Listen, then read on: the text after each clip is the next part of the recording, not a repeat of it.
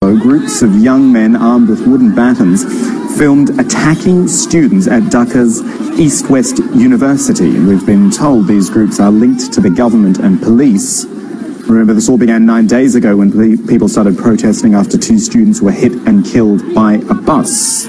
But the government appears to be responding. The cabinet's given the nod to a draft law that will increase penalties for drivers responsible for these deadly road crashes. Here is more from Tanvir Chaudhry in Dhaka. Hundreds of journalists have gathered here in Shunargaon Square in the city. They're here forming a human chain, silently protesting for the attacks on the journalist community within last 1 week by unknown elements and the police. The police were standing there where journalists were attacked. This has been uncalled for. They feel intimidated. They can't perform their professional duty. A lot of the journalists saying that you can be in a war zone and still not be targeted. But here, out here, while we are covering a protest march, we were targeted by certain elements of the society in front of the police. This is the major sense of contentious. Now we have reaction from some of the journalists here. This is what they had to say. We have one demand only, that is journalists should be able to work safely. And also note, those who attacked the journalists, we have their pictures. We want the Home Ministry to identify these attackers so we can perform our professional duties safely. We are journalists, also unsafe. That's why we are gathering here. Journalists are beaten here and there, you know, and we want free mass media in Bangladesh. The protest for safer road and safety for journalists is something we want together. The reason we want this is because in the last few days, the peaceful protests that have been taking place gradually took a very violent turn. This is a major concern for the media community in Bangladesh right now. They want protection and security and justice for those who attack them. Some of them said, we know who these culprits are, we have their pictures, the government need to bring them to justice. Now we also know a renowned photographer, Dr. Shoaidul Alam, he's been detained by the detective police, that's been revealed now today.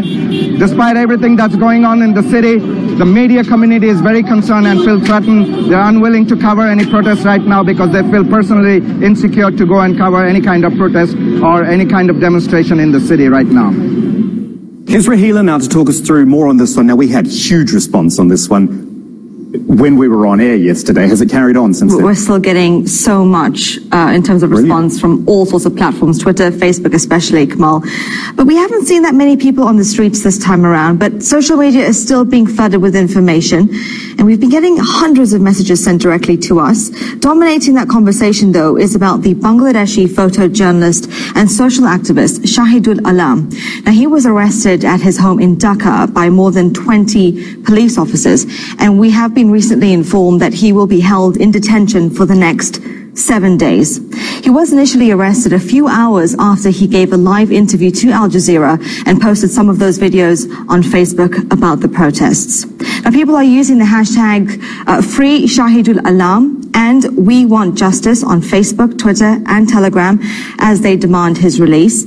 And at least 5 journalists have been attacked, which is another indication of how hard it can be to be a journalist in Bangladesh, which is ranked 146 out of 180 countries in the World Press Freedom Index.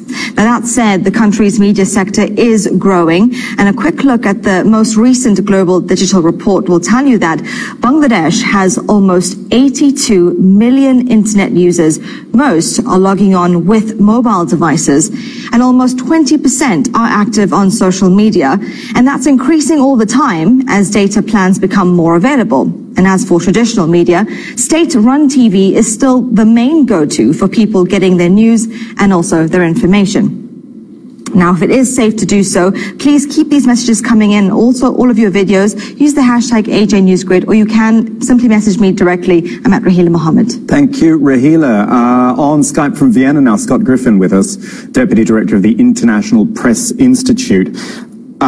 First of all, thanks for joining us, Scott. I'm just looking at our live stream on Facebook at the moment. We've got about 2,500 viewers, live viewers at the moment, which is not as much as yesterday, but still it's a lot. And we're just getting the feeling that a lot of people are coming to us and other international outlets for their news on Bangladesh, which I guess tells us a lot about how the media either operates or is able to operate in Bangladesh.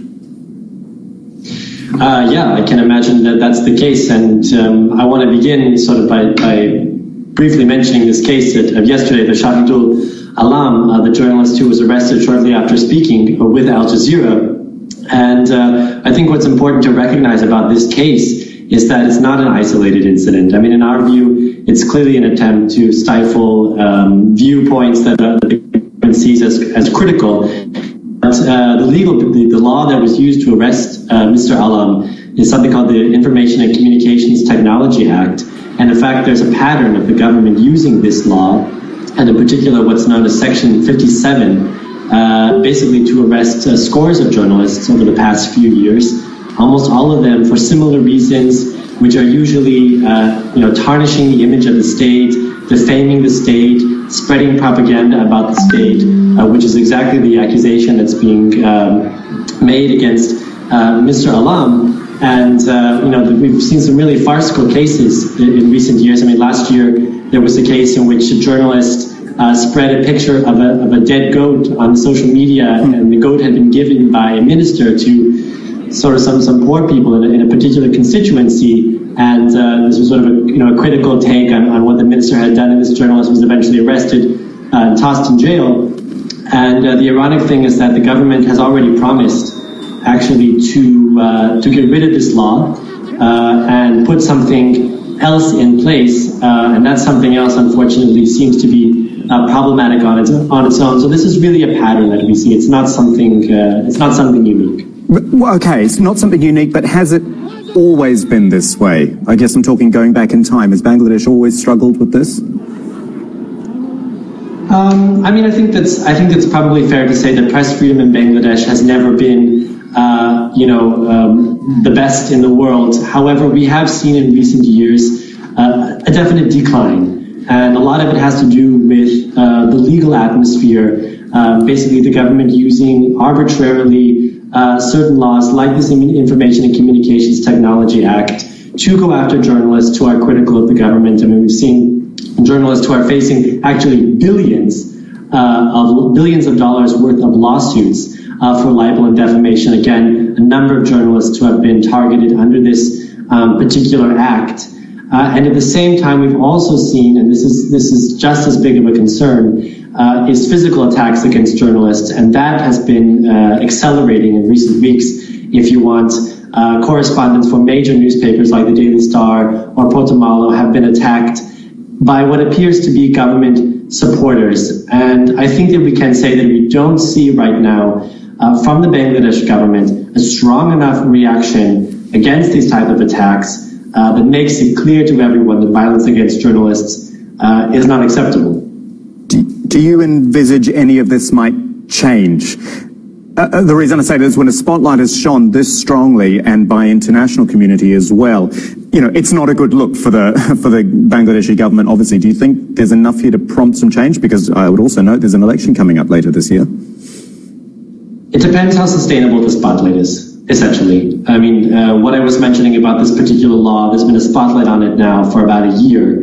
The government was now forced to turn around and say that it's going to get rid of it and put something else in its place. Now, what has happened in that time is that a new bill has been proposed, which is called the Digital Security Act, which looks like it's going to, be a new start, but in fact it's not. In fact, many of the provisions that are being used to jail journalists now in Bangladesh are just being sprinkled in different spots in this law. Some of the jail sentences are being slightly reduced, but it's still much worse than, even if you look at the Bangladesh criminal code. So this is actually, it depends how long and how sustained the pressure on the government is. If it's just a few days, they may find a way to say, okay, to appease the criticism long enough for the international community to look away, and then when the attention has been drawn away a little bit, to find ways to bring some of these things back. So it's really a question of keeping the pressure on for a long period of time. Scott Griffin from the International Press Institute is in Vienna. Thank you so much